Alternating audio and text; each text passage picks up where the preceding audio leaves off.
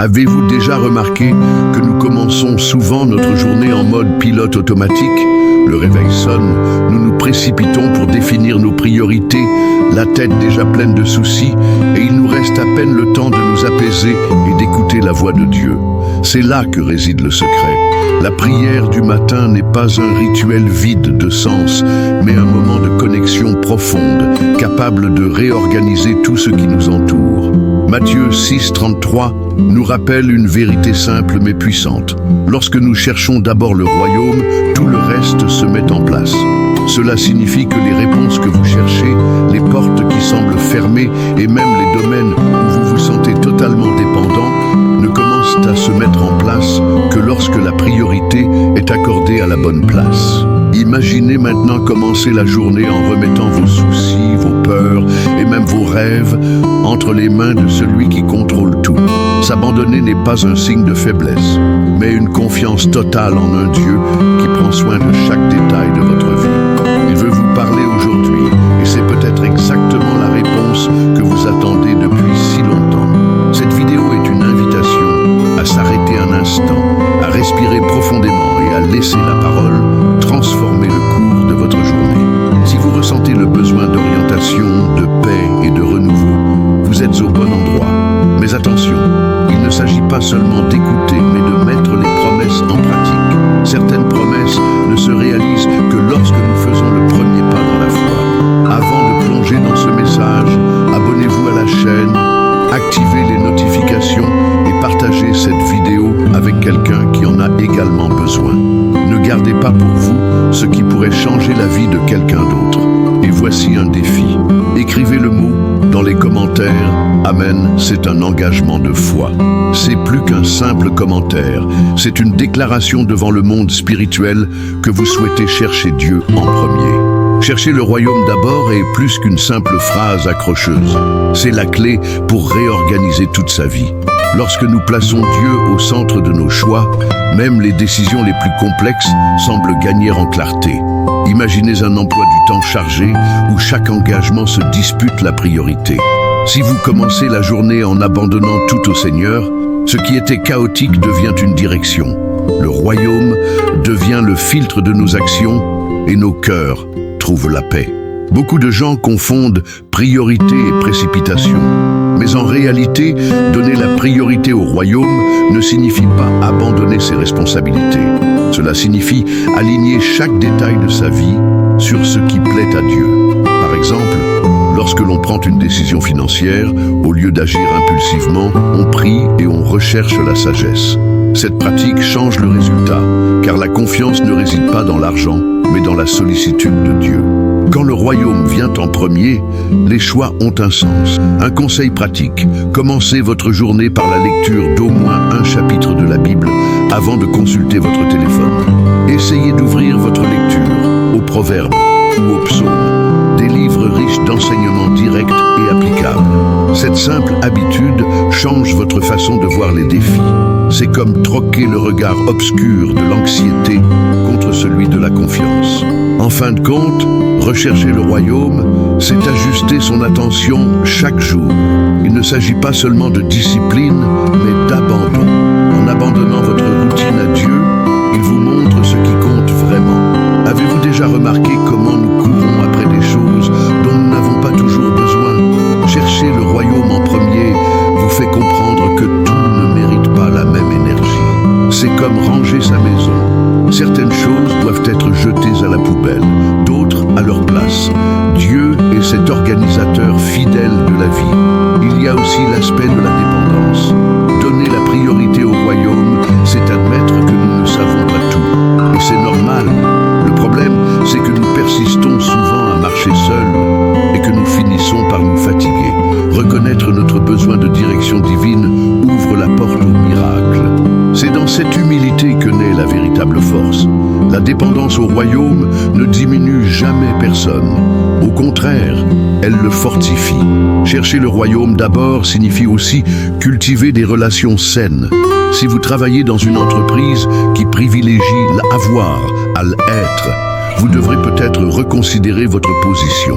Le royaume enseigne que la confiance et la véritable amitié naissent lorsque les principes sont alignés sur la parole. Il ne s'agit pas de perfection, mais de direction. S'entourer de personnes qui recherchent également Dieu rend le chemin plus facile et plus encourageant. Enfin, comprenez que rechercher le royaume n'est ni pesant ni lointain. C'est une pratique quotidienne, pleine de grâce, qui transforme les petits gestes en graines d'éternité.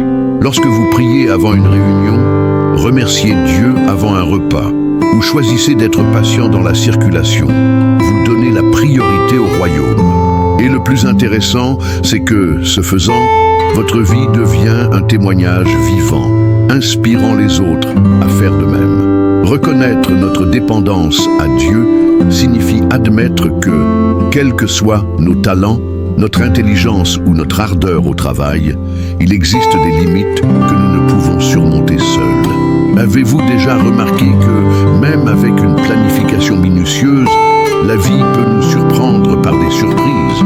C'est à ce moment-là que nous comprenons, sans le Seigneur, nos pas sont instables. Donner la priorité au royaume signifie aussi accepter cette vérité avec humilité. Nous confondons souvent indépendance et liberté, mais il n'y a pas de véritable liberté en dehors de la dépendance à Dieu.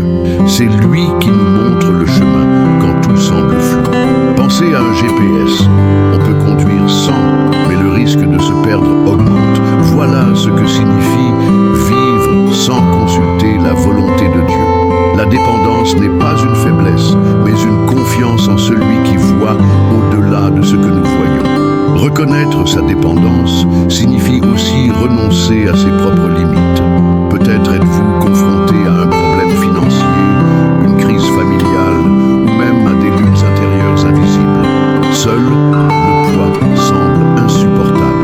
Mais en cherchant refuge en Dieu, le fardeau s'allège. Il nous appelle à lui confier tous nos soucis, car il se soucie de chaque détail de notre vie. Un exemple concret consiste à inclure de petits moments de prière tout au long de la journée. Au lieu de prier uniquement le matin ou le soir, essayez de faire une pause de 2 minutes avant une décision importante. Cette pratique crée en vous une habitude de dépendance constante, montrant que le royaume n'est pas réservé aux offices religieux ou aux dimanches, mais à la vie quotidienne.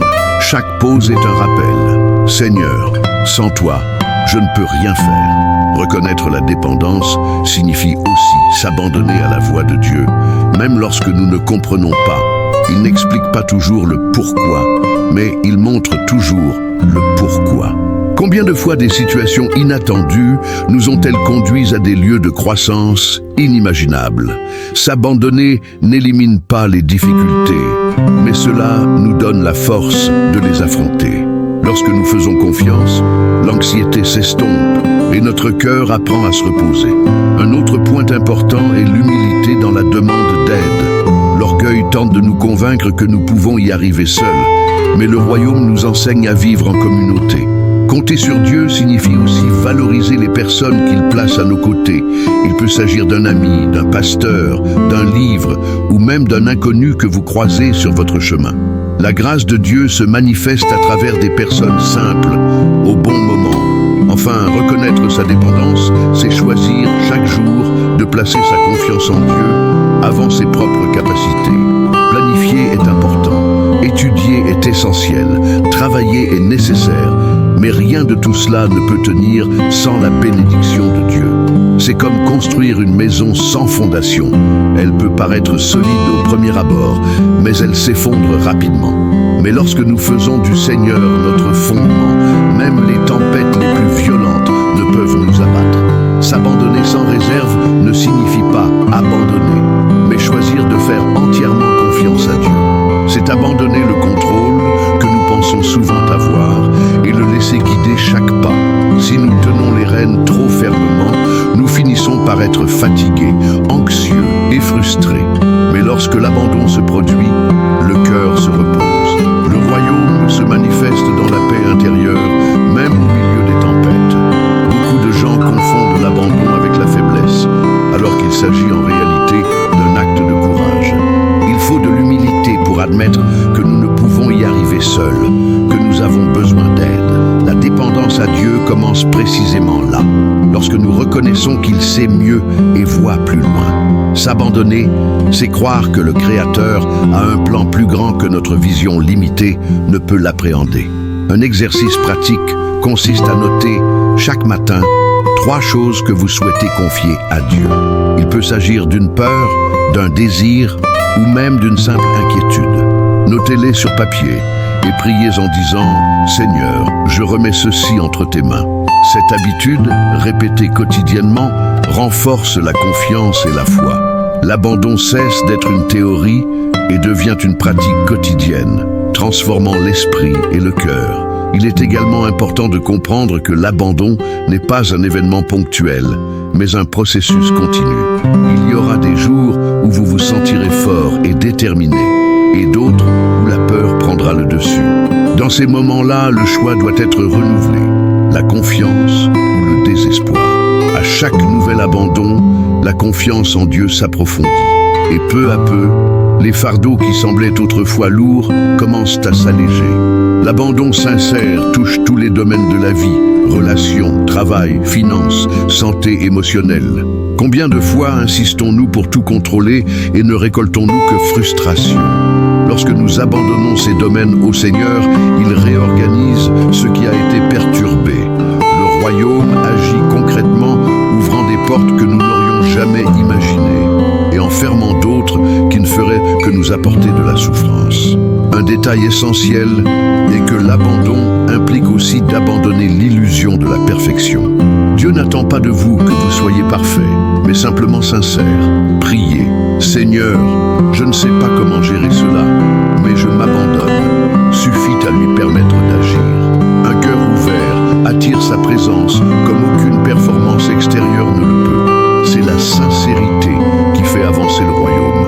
En fin de compte, l'abandon est un acte de confiance qui engendre la liberté.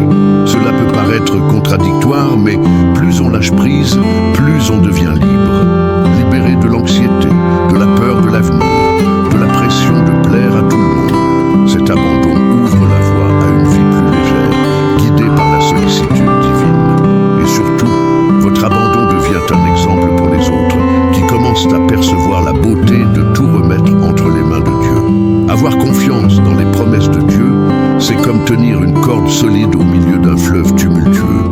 La vie apporte des vagues inattendues, mais ceux qui ont confiance savent qu'ils ne sont pas à la dérive.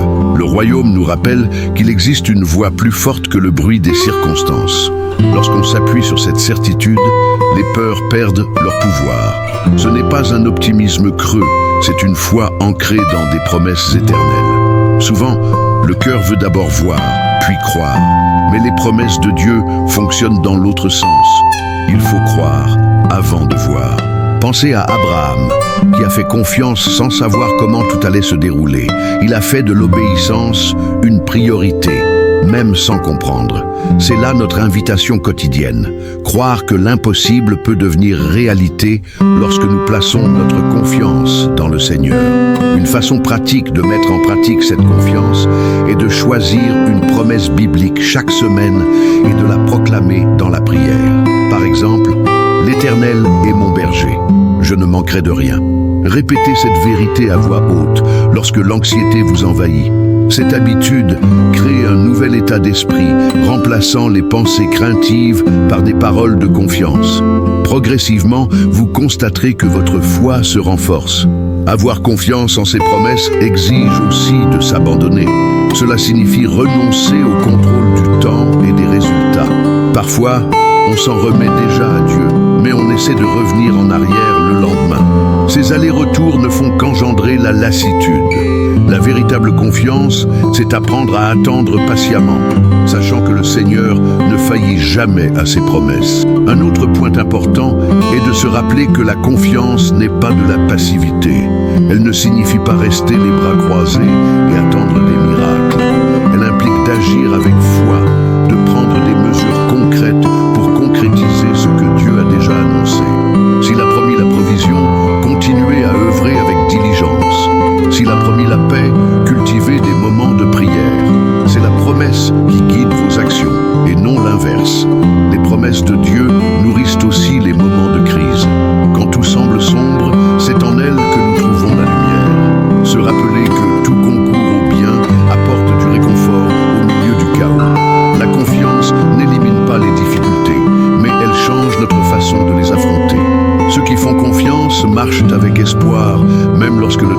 incertain.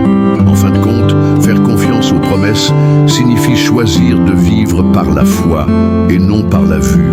Cela signifie croire que le royaume est à l'œuvre, même si nous n'en voyons pas les résultats immédiats. Cette attitude change notre façon d'affronter les difficultés, car nous savons que nous ne marchons pas seuls. Et lorsque les promesses se réalisent, notre confiance grandit encore, nous préparant à des pas de foi encore plus grands. Vivre avec un objectif spirituel signifie organiser sa vie de manière à ce que chaque action reflète le royaume. Il ne s'agit pas seulement de grandes actions, mais de la façon dont on utilise son temps au quotidien.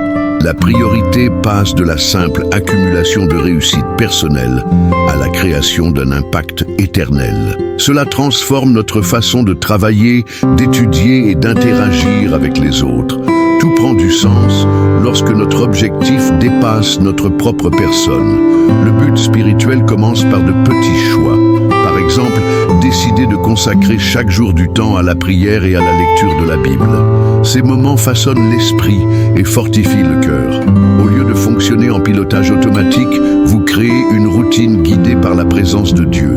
Cette discipline ne vous prive pas de liberté, mais vous donne une direction.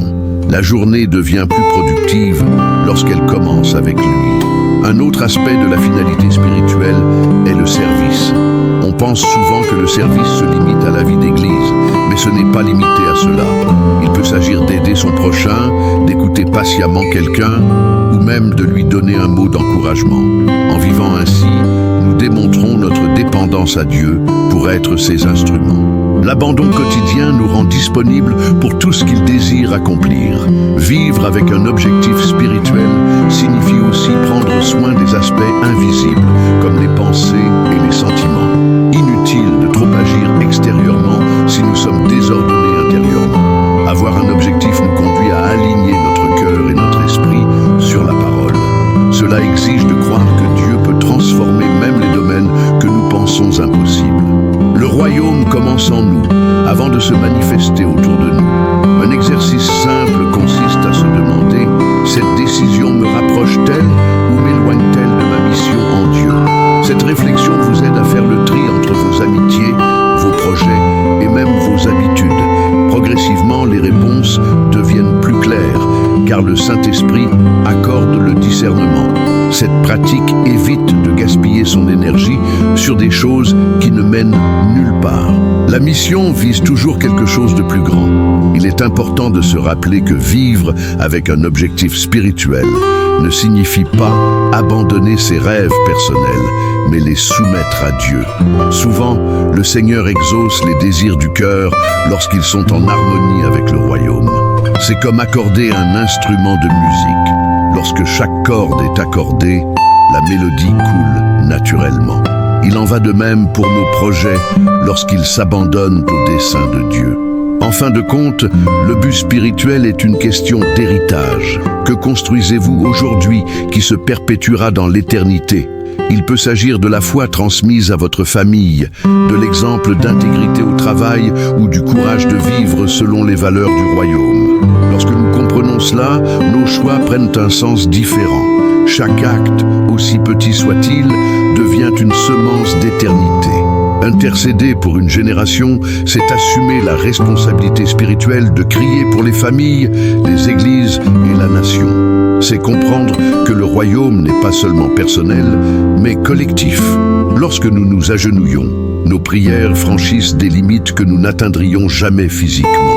Dieu nous appelle à être des gardiens spirituels, donnant la priorité à la vie des autres avant lui. C'est l'amour en action. L'intercession est un acte de dépendance totale envers Dieu. Nous reconnaissons que quelles que soient nos bonnes intentions, seul le Seigneur peut transformer les cœurs. On peut conseiller quelqu'un, mais c'est la prière qui brise les chaînes invisibles. Prier pour une génération, c'est croire que l'avenir peut être différent, même lorsque le présent semble chaotique.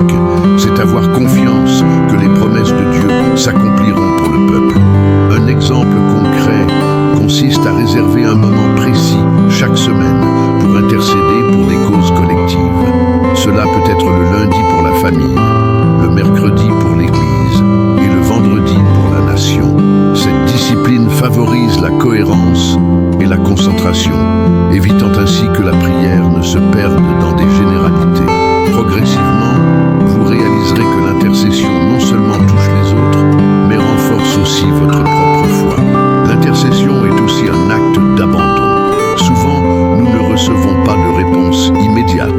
cela ne signifie pas que Dieu n'agit pas. Au contraire, il travaille en coulisses. Lorsque nous nous abandonnons dans la prière, nous nous libérons de l'anxiété de vouloir contrôler les résultats. La confiance grandit et nous apprenons à nous reposer sur sa fidélité à accomplir sa volonté. Un autre détail est que l'intercession nous connecte à une compassion authentique. Prier pour les jeunes en crise, pour les couples qui luttent en silence ou pour les dirigeants en quête de sagesse nous permet de voir au-delà de nous-mêmes. La prière engendre l'empathie et l'empathie engendre l'action. Le royaume s'étend lorsque nous cessons de nous considérer uniquement nous-mêmes et commençons à implorer les autres. Il est important de se rappeler que l'intercession ne se limite pas à la parole, mais aussi à l'écoute. Souvent, dans le silence de la prière, Dieu place dans nos cœurs des stratégies concrètes pour agir. Il peut s'agir d'envoyer un message d'encouragement, d'aider financièrement quelqu'un ou même de mobiliser des personnes pour une cause plus noble. L'intercession ouvre notre oreille spirituelle pour percevoir la direction du Saint-Esprit.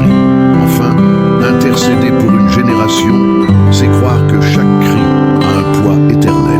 Vous ne saurez peut-être jamais combien de vies ont été touchées par vos prières, mais dans le royaume, rien n'est perdu.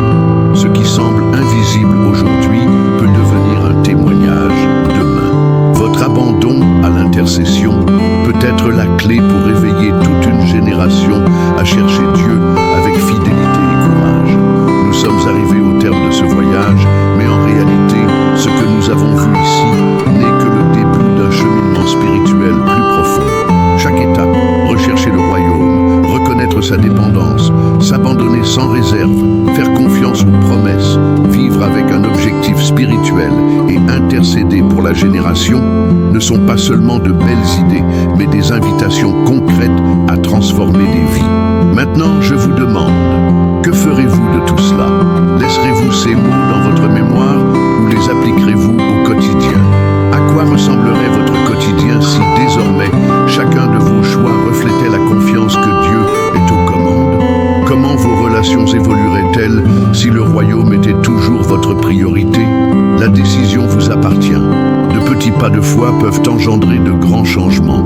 Il peut s'agir de commencer la journée par la prière, de prendre le temps de lire la Bible, ou même d'intercéder pour votre famille avant de vous coucher. L'important est de ne pas tergiverser. L'avenir se construit sur les choix d'aujourd'hui.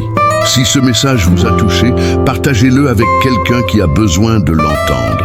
Abonnez-vous à la chaîne, activez les notifications et restez à l'écoute pour les prochains contenus.